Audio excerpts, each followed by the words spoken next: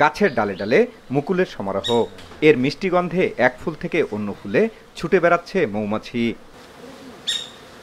ঠাকুরগাঁয়ের লিচুর বাগানে এখন নানা কর্মযোগ্য।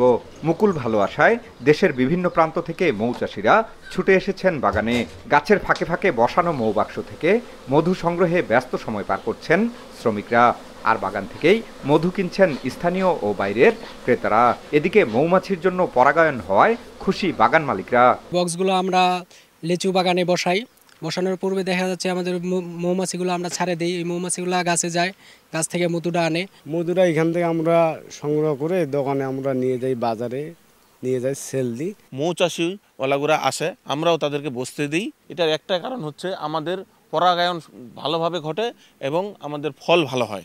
মধু উৎপাদন বাড়াতে সরকারি সহায়তার দাবি মৌচাষীদের। বেকারত্ব নিরসনের ক্ষেত্রে এবং অর্থনৈতিক লাভবানের ক্ষেত্রে এই সেক্টরটি ব্যাপক ভূমিকা পালন করছে। এখানে যদি বাংলাদেশ গভর্নমেন্ট একটু দৃষ্টি দেয় তাহলে আমরা সেই 1000 কোটি টাকার সম্পদ আমরা সংরক্ষণ করতে পারবো।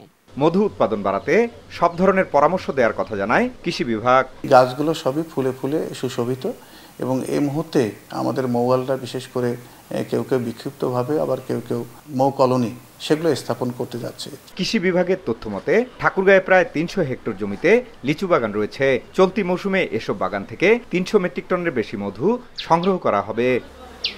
জিয়াউর রহমান বকুল, সময় সংবাদ, ঠাকুরগাঁও।